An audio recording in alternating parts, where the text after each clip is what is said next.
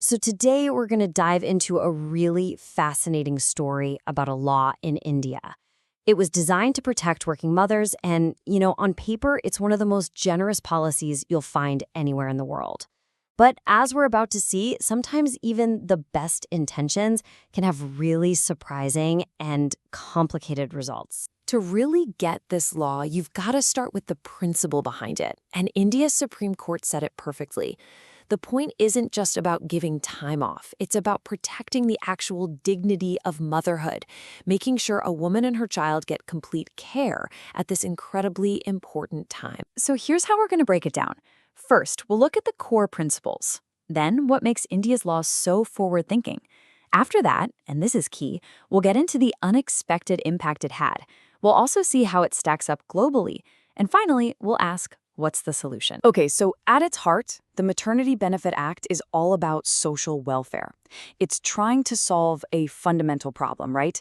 The goal is simple. Women shouldn't have to make an impossible choice between having a career and having a child. It's about creating a workplace that actually works for women. So what is it about this law, especially after they updated it in 2017, that makes it such a big deal on the world stage? I mean, what does it actually promise to millions of working women in India? Well, the headline number is huge. 26 weeks. That is half a year of fully paid leave. Just to give you some perspective, that's way more generous than the policies in a lot of developed countries, like Germany or France. It was a massive statement of support for new mothers. And the support doesn't just stop when the leave is over. The law also says that any company with 50 or more employees has to provide a creche, a childcare facility. The idea was to make that difficult transition back to work a little bit easier, letting moms stay close to their babies. The law is also pretty inclusive, recognizing that families are built in all sorts of ways. It gives 12 weeks of paid leave to mothers who adopt a young child and also to what are called commissioning mothers, women who use a surrogate. It's all about making sure they get that crucial bonding time too. So who can get this? Well, the rules are pretty broad. It covers women in pretty much any place with 10 or more employees, as long as she's worked there for at least 80 days in the past year. And it applies to everyone. Permanent, temporary, even contract workers. And this part is absolutely critical. The pay you get isn't just a basic salary. It's your full wage, with all the usual allowances included. Getting these benefits is meant to be a pretty clear process. You just need to let your employer know in writing, provide some medical proof, and talk about any other support you might need. The law even says employers have to tell women about these rights when they're hired. Okay, so a super generous, progressive law. It sounds perfect, doesn't it?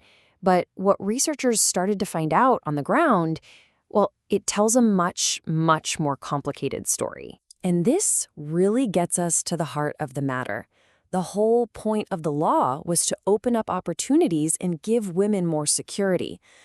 But the big question became, did this amazing policy actually help all the women it was supposed to? And here is the really shocking part.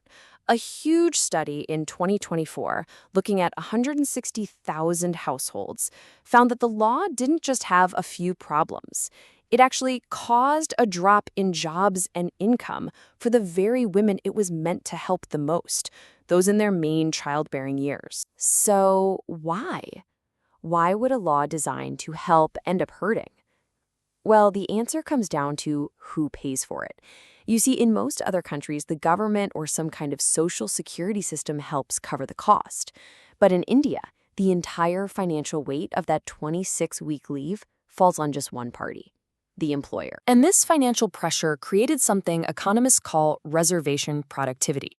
Basically, companies started thinking about the potential costs of hiring a young woman, and in response, they raised the bar for hiring, but only for young women. All of a sudden, it just got a lot harder for them to even get in the door. It was a huge, unintended roadblock. So let's zoom out for a second and see how the courts have looked at this law, and also put India's approach next to what other countries do. This is really going to show us why that funding model is such a big piece of the puzzle. Now, India's Supreme Court has always been very clear and very protective of this right. For instance, way back in 2000, they ruled that maternity benefits aren't just for full-time employees. They're for casual and daily wage workers too. was a powerful message that the dignity of motherhood applies to everyone. And this chart, this just lays out the problem perfectly. You can see India's leave time is really generous. But then you look at that last column, who pays? In South Africa, it's a national insurance fund. In Germany, it's a mix of insurance and the employer. It's that shared cost that's so important for preventing the kind of hiring bias we were just talking about. All right, so if the system we have now has these major problems, what's the solution? How can India fix the law so that it works for mothers and for the companies that hire them? Well, experts have a few gig ideas. The number one suggestion is government cost sharing, to take some of that pressure off employers. Another powerful idea is to make paternity leave longer, which helps make it clear that childcare is a shared job. And of course, there's the huge task of bringing more women from the informal sector under the law's protection, and just doing a better job of enforcing the rules we already have. This whole thing really makes you stop and ask a pretty complicated question, doesn't it? Is it actually possible for a law, with the best intentions, to be too generous if the way it's set up causes these kinds of negative side effects? And really, that's the ultimate challenge here. How do we build policies that are both smart and sustainable? Policies that actually protect and empower working mothers without accidentally putting up new walls that block their careers. It's a tough balance to strike, for sure, but finding it is the only way to make sure these noble ideas truly work for everyone.